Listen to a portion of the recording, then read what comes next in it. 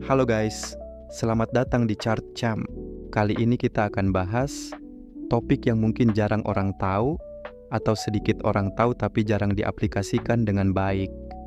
Gua paham dan mengerti sekali posisi kalian ketika area yang kalian anggap sebagai support dan resisten seringkali bereaksi tidak sesuai apa yang kalian ekspektasikan. Dan ironisnya, ketika sel kalian ulah kena setelah itu, baru apa yang kalian ekspektasikan sebelumnya terlihat dan terjadi. Apakah ini permasalahan yang sering terjadi?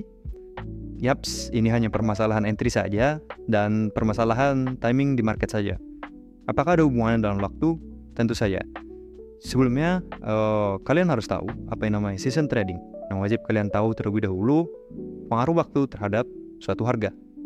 Ketika kalian sudah tahu waktu ini, kalian sudah bisa trade tanpa area support dan resisten.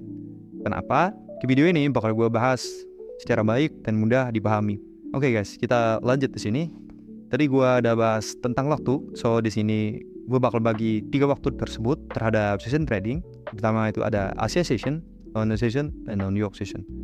Tergantung dari referensi kalian, karena kebetulan gue trading menggunakan ICT, so jadi gue di sini define atau menentukan jam di sini berdasarkan apa yang gue pelajari. So yang pertama kita ada Asia session. So Asia session di sini berunjuk pada waktu Asia.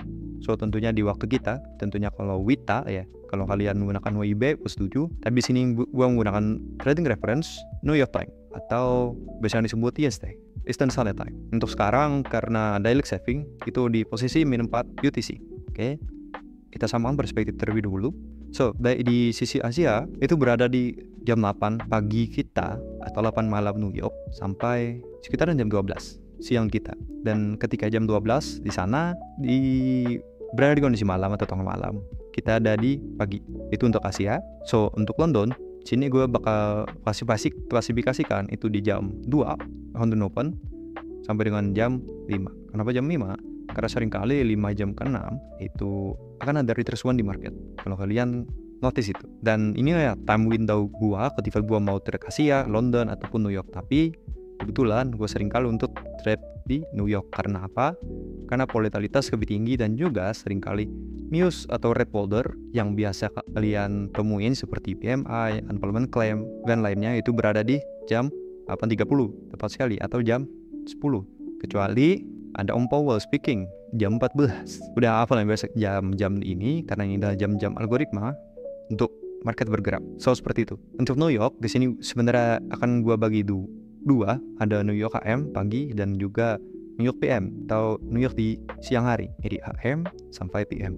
Nah, AM-nya adalah karena masuk jam 6 sampai jam 10 itu merupakan AM. Kalau kita berarti malam, 6 sampai 10 malam. 6 sore, 10 malam. Kalau di New York itu udah jam 6 pagi, 10 pagi. PM itu di jam 12 sampai jam 4. Yang mana jam 5 itu closing market untuk forex atau CFD. Jam 6 untuk indies. Beda cerita ya guys ya. Oke, lanjut. Nah, apa sih hubungannya season trade ini dengan open high low close atau open low close? Sebenarnya ini adalah konsep power of three yang ingin gue bawakan. Dan tentu saja, setiap candle yang terbentuk di tiap harinya itu akan membentuk opening candle terlebih dahulu. Baru kalian punya wick candle dan body candle terbentuk. Serta terakhir close candle. Sehingga seringkali kalian melihat closing perspektif daily itu seperti ini. Misal ini adalah candle bullish. Nah, wick candle yang terbentuk di sini itu biasanya berada di sesi tertentu atau body candle yang terbentuk ini berada di sesi tertentu, entah itu New York, London atau Asia. Itu cukup jarang Asia karena mungkin gua trade Asia, jadi gua jarang untuk memanfaatkan di sesi Asia. Oke. Gimana sih contohnya? Contoh chart ball time frame 15 menit di sini. Kebetulan ini dia gold untuk hari kemarin. Ini adalah openingnya ketika opening hari kemarin itu 4 Mei di tanggal 4 Mei. Ya, 3 sampai 4 Mei. Openingnya jam 5 pagi untuk CFD dan dia di sesi Asia naik dulu nih. Naik. Di Londonnya dihajar sampai ke bawah. Tentunya apapun yang ada di bawah sini merupakan likuiditas kalian. Kebetulan belum gua bahas tentang likuiditas tapi intermezzo aja sedikit untuk informasinya. Oke, nah dan dilanjut New York dia retracement untuk ke arah atas. Ngambil apa? Likuiditas lagi. Dan sampai terbentuk closing candle di sini. Nah, New York PN tadi yang gue sebut yang ada di sini. range-nya sangat kecil guys. Jadi range dari sini kalian bisa lihat range mana paling besar, yaitu displacement arah bawah dan juga reversal New York ke atas. Kenapa gua sebut kalian nggak harus lihat supply dan demand lagi, cuman lihat opening candle dan lihat high-nya dan juga close-nya. Nah, bakal gua bahas di selanjutnya. Setelah pemahaman sedikit terkait sesi trading tadi, selanjutnya kita akan masuk ke pemahaman ke topologi candle dan juga berhubungan dengan open high close tadi. Apa sih maksudnya open high close? Jika kalian sadari, sebenarnya untuk candle daily, tidak candle daily pun itu akan selalu punya midline, open, high atau harga tertingginya yang disebut wick, dan juga harga terendah, wick bawah, dan juga closing candle, terutama di candle daily. Gue yakin ketika kalian memahami konsep ini, perspektif kalian dari trading itu akan cukup sedikit berubah dan juga tidak sembarangan untuk entry lagi. Nah, ketika gue punya bias bullish, itu bakal memposisikan diri gue untuk buy atau posisi buy di week yang ini sebelum candle daily ini terbentuk. Ya, ini kita anggap dua candle ini adalah dua candle daily yang berbeda, yaitu daily bearish dan juga daily bullish. Lihat opening price-nya, ketika opening price pasti akan ada terbentuk wick candle di arah atas, baru body candle dan juga wick candle di arah bawah. Sebaliknya untuk bullish akan ada opening price, wick candle bawah terbentuk, body candle dan juga wick arah atas. Nah, apa hubungannya dengan session trading tadi? Jadi sedikitnya kalian bisa menentukan open high close-nya dan gabungkan dengan waktunya. Ketika kalian memahami ini dan waktunya tidak tepat, itu percuma saja menurut gue. Oke, kita bicara ke perspektif daily candle bullish.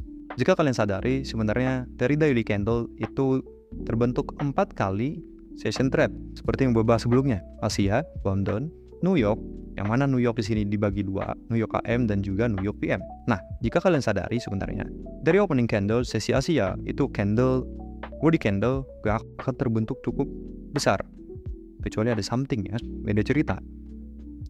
Tapi ini secara general bahkan gue bahas ya, Asia, London, dan masuk ya, atau secara generali New York AM itu akan membentuk candle terbesar. Yang mana di sini kalau kalian notice, ini adalah opening candle-nya di jam 18.00.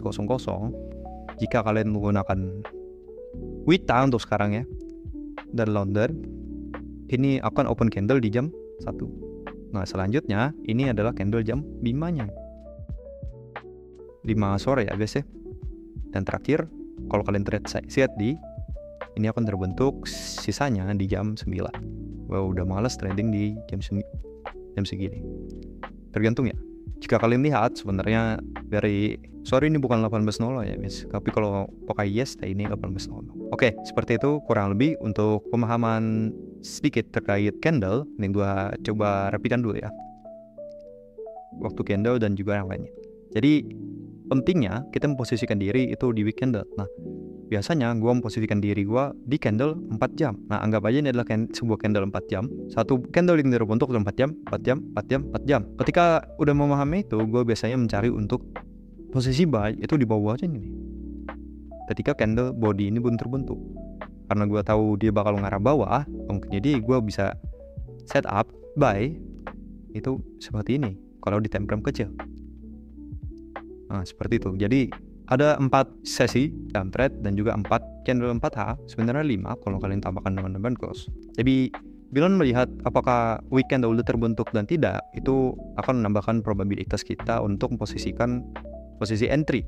Seperti itu. Kalian bayangin aja candle ini bergerak dan body candle ini belum terbentuk, pastinya kan kelihatan bearish dah. Tapi itulah momentum yang tepat ketika kelihatan bearish, kita nge-buy gitu. Bukan yang udah jadi buy gini, kita malah buy di sini. Karena SL kali ya, seperti itu. Nah, gimana contoh praktiknya? Gua bakal bahas di sesi selanjutnya. Kita lanjut ke contoh contoh ke real marketnya. Apa yang gua bahas di sebelumnya itu di sini. So, pertama yang harus notice dulu adalah opening candle. Di mana opening candle-nya adalah di sini. Yang seperti yang gua bahas di sesi Asia tadi. Nah, karena gue trading New York, jadi gue otomatis hanya melihat apa yang terjadi di Asia, apa yang terjadi di London, dan juga apa yang terjadi nanti ke depannya yang gue proyeksikan di New York untuk gue tradingkan. Oke, kalau kalian lihat secara psikologis dari market, di sini. Oke, ada orang ngebuy di sini dan pasti dia taruh SL-nya ada di bawah sini. Anggap aja posisi kalian seperti ini, gimana kalian berhasil?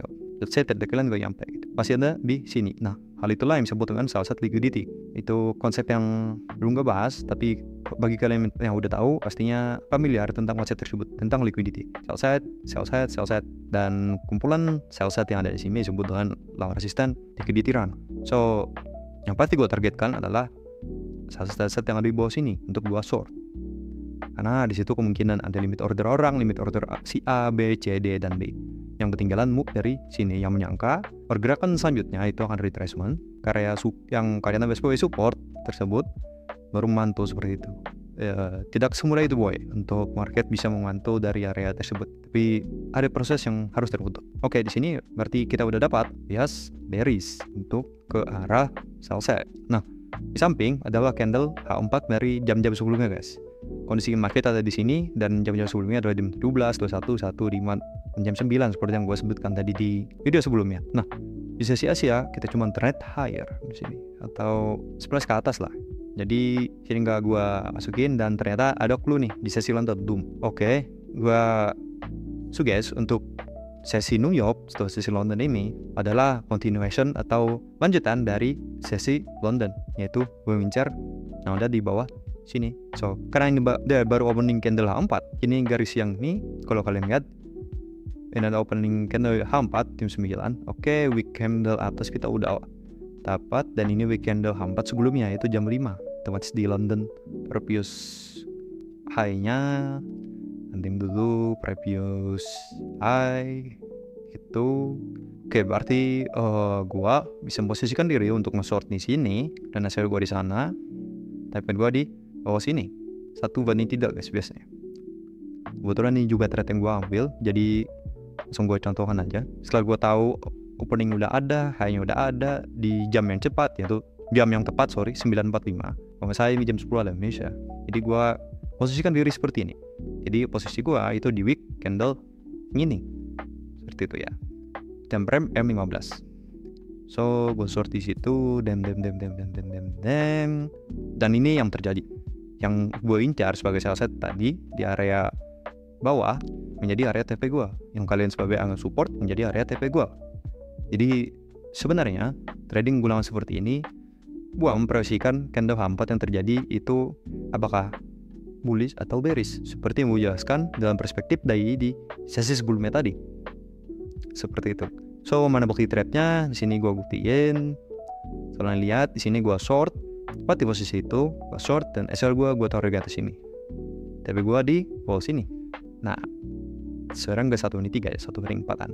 1:3,5 karena habis rejection block ini yang gue targetkan. Nah, begitu sesimpel itu gue nggak pakai support resistance. Jadi sebenarnya ini adalah sebuah konsep yang cukup umum, tapi agak stone sedikit yang mempraktikkan dan simple. Sebenarnya tinggal kita memperhatikan bagaimana H4 candle itu terbentuk, apakah bullish atau bearish seperti itu. Kalau ketika bearish contohnya di sini, gue menunggu posisi atau menunggu dari week candle H4 itu terbentuk, yaitu di sini, which is entry gue di sini tadi. Dan gue yakin nggak bakal akan terkena ini lagi, yaitu ya klasik support resisten yang kalian anggap sebagai resisten di sini, seperti itu. So, mungkin ini video singkat, jadi kedepannya gue bakal lebih prepare lagi untuk bikin video dan juga membawakan konsepnya lebih prepare lagi. So, see you guys dan thank you.